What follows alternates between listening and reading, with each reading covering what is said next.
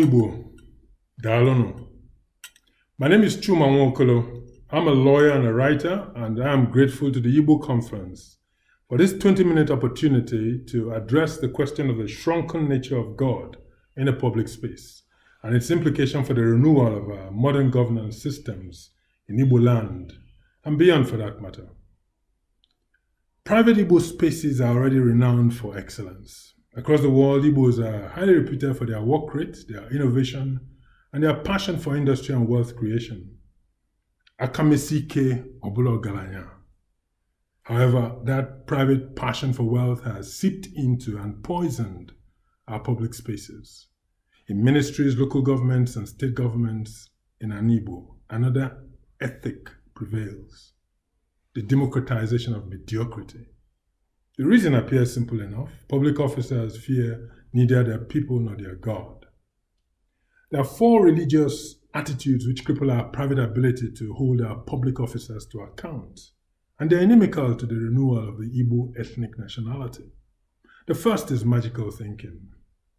Religion prefers the sanitized words miraculous thinking, but what it amounts to is that the logical seasons of seed time and harvest are replaced by prayer time and manna from heaven. The logic of causation is broken. So, for instance, we elect a bandit into office and pray for good roads, and the people say, Amen. The second is fatalism. Everything is the will of God. Even atrocities that can be ended or prevented today by an outraged public continue to destroy society because everything that happens is the will of God. So a plane crashes due to negligence, but all goes to Sochuku. And nobody follows up the purging of systems that will make sure that the next crashes don't happen. The third attitude is leadership is from God. A band of bandits may steal political power by murder, ballot box stuffing, and intimidation. It doesn't matter. Once they're in power, the religions will sanctify and validate them. This attitude was necessary to preserve colonial power. Today, they've proved invaluable for their black inheritors of political power. So religion preaches obedience to sheep, whether they are slave colonial subjects or citizens, while legitimizing the rule of wolves, whether they are slavers, apartheid, racists, or bandit rulers.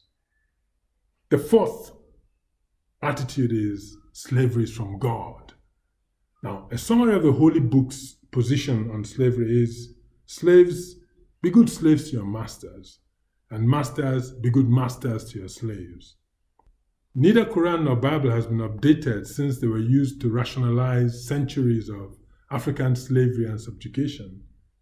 A rigid, unequivocal condemnation of slavery, caste systems, and the declaration of the essential and practical equality of man and of man and woman has had to come from beyond religion. And despite the high penetration of these religions in African society, household slavery and the oppression of vulnerable Africans continue till today, even in the most religious homes and states in Igbo. So these are the four attitudes, the four religious attitudes that cripple our ability to hold our public officers to account today. They have their roots in the past. But let us look back a century to the 1920s. As Asaba of Asaba, my great-grandfather Obi Nwokolo was also president of the Asaba Native Court of his time. In one of his last cases in 1929, he delivered a judgment in a land case of Okocha against Enamo, in which they found in favor of the plaintiff. But there was a curious condition to the judgment. The winner was to swear an oath that the facts on which he won the case were true before he took possession of the land, and the alosi on which he would take the oath was to be recommended by the defendant. Obi Nwokolo was queried by the British DO, that's the district officer, who did not see why an oath should be administered to the winner of a case. Obi Nwokolo wrote back to defend the custom, giving instances of people who won their cases on falsehoods, on the presumption that the law was an ass, who later returned their winnings and made propitiation when the Alose began to wreak havoc in their lives. In 1979, as a young law student, I visited a classmate's village, Abudu, in Enugu State. On a morning visit to the Obiono River, we came across a tray of produce in the middle of a deserted lane. There was a can of money on the tray, and passerbys would take what vegetable they wanted and leave the price behind. Even back then, I thought it was strange that it was not stolen. I asked Onwokaigwe how anyone would entrust their goods to the anonymous public, and he explained. He pointed out a token stone in the middle of the tray. It had been taken from the river, and no villager would dare steal anything placed under the watch of their river deity, Amanchala or Kamvuna, whether they were worshippers of a deity or not. They trusted its ability to protect anything committed to its charge and avenge on the wrongdoer. Now, in the polytheistic environment of the Igbo's earlier centuries, there were many potential oath givers like Amanchala or Kamvuna, whose reputations were ferocious enough to assure honesty and prevent social deviance while enforcing taboos and patriotic behavior in a public place. The busy pantheon of Igbo gods consists of the universally recognized creator Chukwu, for whom I am named, also known as Chineke, later adopted by the Christian faith, and a plethora of thousands of oracles and local gods and goddesses and nature gods competing for the loyalty and the sacrifices of the public. Such gods like Amanchala Kamvuna of Abudu, Onishe of Asaba, and the more widely known Ani Ibinu Kpabi as the long juju of Arochukwu, Abala, Idemili, and Igwe Kala. And one feature of the Igbo cosmology is the created deities or the abstract spirit beings or forces, like the Ofors and the Ikengas, which are made of wood and which come into being after consecration. Let me share a snippet from my poem called How to Make a Small God. Start with powerful stock, Iroko for instance. Break from him a token, a branch will do. Strip the frivolous leaves away. Chop God small enough to bicycle home. Clamp him in a vice. Sculpt the bean from the bough. Cut a mystic stare into the face of him. Oil him black and beautiful. Start there. Let me stop there for now. It is easy enough to lampoon created gods as idols. That mockery fades somewhat when we consider the utilitarian purpose of religion and wonder at how much better our ancestral idolatry ticks the boxes of an ordered society than our current situations. In our modern Igbo states, for instance, people regularly rig their way into successful terms of political office. In the past, the interloper that takes up an ofo or mace of office that he is not entitled to can expect to pay with his life and that of his lineage. This family and generational feature of pre-colonial religious sanctions, also known as Alosia Mahebu, means that a usurper's family is the first to urge him to do the right thing because they don't want to die. It is curious how even today, across Igbo and beyond, Christian and Muslim traders would protect their shops from Christian and Muslim thieves, not with crosses and Quranic quotations, but with fetish red cloth and buntings. By their very nature, monotheistic religions forbid idolatry or the worship of created images. But there is an original act of idolatry, or God-molding if you like, that people perform consciously or unconsciously prior to adopting a god or retaining an inherited god. And that is to remake the new god in their own image or to their own preferences. Now, this is true whether the new religion is polytheistic or monotheistic, or whether the new God is introduced by persuasive evangelism or at the point of a sword. On the arrival of Christianity to Europe, for instance, the Christian God was Europeanized. Despite the conclusive scriptural evidence that the Christ of the Bible and his family were Palestinian, Europeans painted, sculpted, and worshipped a European God. a European Jesus. So today across Igbo land and the rest of Africa, the Jesus of history has been successfully supplanted by an entirely fabricated Jesus of Europe, which was quite helpful to the slavery and colonial project. For doctrinal reasons, people will naturally resist this idea that they made their own God. Here then is the evidence. That very decision to identify with a particular sect or denomination of a religion, including the adult decision to stay in the religion into which they are born, is an active or passive act of choice. We choose God, not the other way around. That's the meaning of free will. Now, having found from thousands of potential religions and sects the denomination most congruent to our ideas of divinity, few can still live by all its 1,000-year-old tenets. We are all therefore circulating in a buffet of divinity where we select features of God that sit well with our consciences, that appeal most to our sense of the divine. We must still curate from hundreds of religious rules and rites and beliefs the modern precepts we intend to attempt to live by. Some, for instance, may choose to drink alcohol moderately or to have premarital sex with the betrothed, despite the express taboos of God as revealed to their denominations. Their worship is therefore not of a universally defined God, but of a more permissive God, created in the image of their own desires and preferences, a God who winks at booze and sex under the right circumstances. This God, this personalized, sometimes even secret version of God, exists like a mental ikenga in the mind or obi of the worshipper and in nobody else's.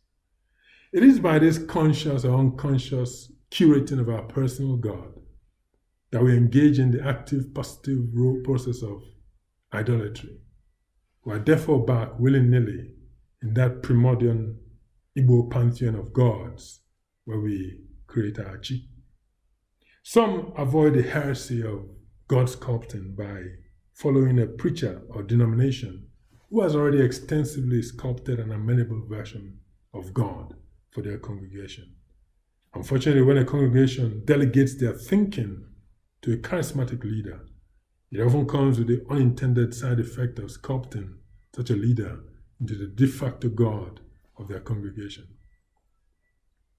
Most will understandably consider this a stretch. After all, lapses from the laws of God can be considered sin, and the pathway of contrition, prayer, and repentance restores the relationship of worshipper and God without implying that the worshipper has created a personal or more permissive God. This makes eminent sense, I agree.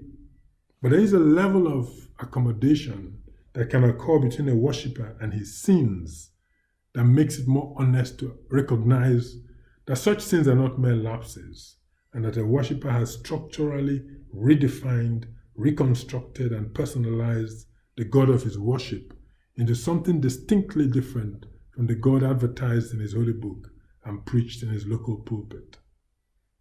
There is a simple test to determine if the leap from sin to accommodation has occurred.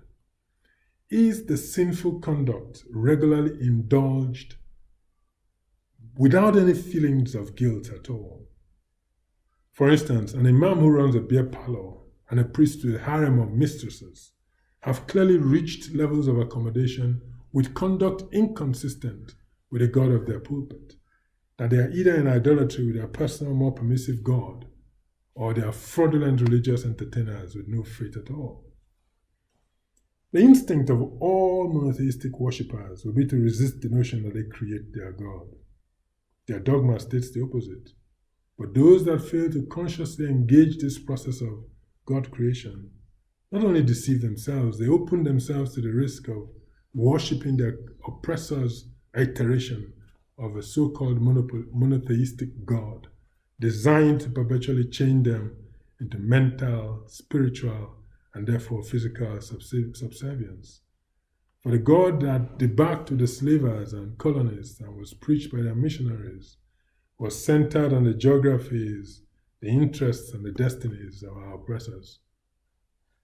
My ancestor Nwokolo died a few years after that judgment in 1929.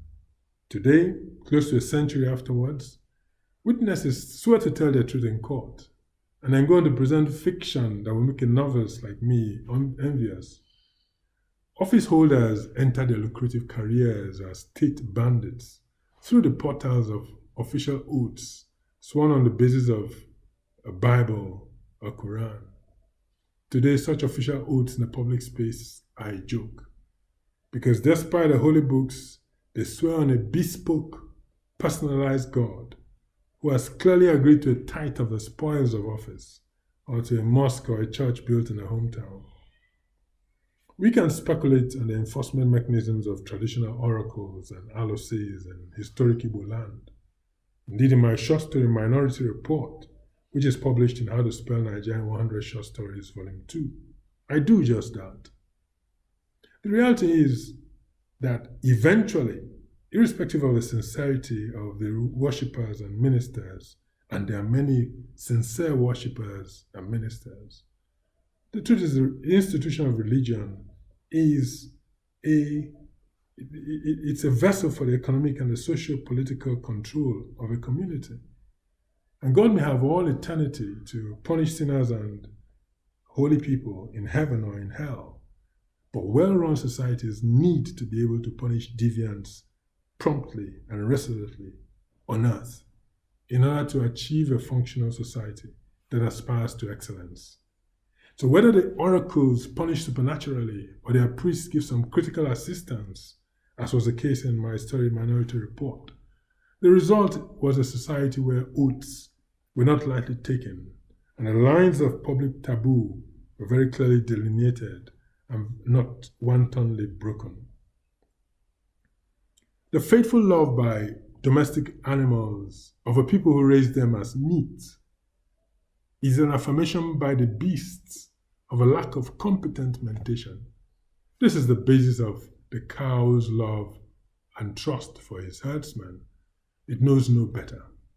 It goes to the abattoir assuming it's on the path to a grazing paradise of perpetually green grass. There is an equivalent love among humans, a helpless variety of zombie-like following of exploiters to the abattoir of weekly sacrifice. We must not love a people who despise us and exploit us at every turn. We must not be infatuated with iterations of God that still consider us slave or even sacrificial material. It will serve us right to arrive in an apocalyptic heaven and find our eternal slave quarters waiting. It is incumbent on the category of the faithful who refuse to switch off their minds to audit the nature of the God they worship. If your iteration of God is supposedly focused on heavenly goals, but just coincidentally happens to demand that you satisfy all the earthly desires of your oppressors, spiritual and temporal, may I suggest that an audit is overdue. Auditing God is not heresy. At some point in human history, a human vessel reconsidered the theological orthodoxy of the time and rebelled, creating the image of God currently worshipped today. Now, of course, having painted that image by an act of mentation, such a sect founder and his successors in title usually decrees that further mentation is sin. This, of course, is a fork in the religious road where cows are separated from humans. Humans are called to audit the corruptions of the aliens of intermediaries of governance and divinity, and where necessary, to rebel. Cows are called to be beef, and in some cases to be milked for life. So our renewal challenge is not merely to work for a change of governance personnel or a change of state. It is to change the 4-point attitude in the religious core of the Igbo that has survived a superstitious transition from our old to our new religions, and which stands ready to be bequeathed to any succeeding rulers, states, or constitutional arrangements. The path to the Igbo future is certainly not through the gods of the past, certainly not. Our challenge today is how to bring Ofo na Ogu, justice and innocence, into the public realm like never before. How to institute a mechanism in the public space which replaces the oaths of our history and the oaths of our present day as the assurance of the good behavior of our public officers. That is how to guarantee a path to excellence in our public services in Igbo and beyond. This system, I suggest, is the bribe code and the concept of the total assets forfeiture, which is based on the thoroughly Igbo idea that it is better for a rich man to lose his life than to lose his wealth. A theme explored by Peter Nwanna, the first Igbo novelist, in his novel Omenuko. Sadly, my 20 minutes are up, so I invite you to visit www.bribecode.org to see how to subordinate public officers who have neither the fear of God nor the fear of the public to the interests of the public. Thank you very much for listening. Kachukwu na mezioku. Jisenwike.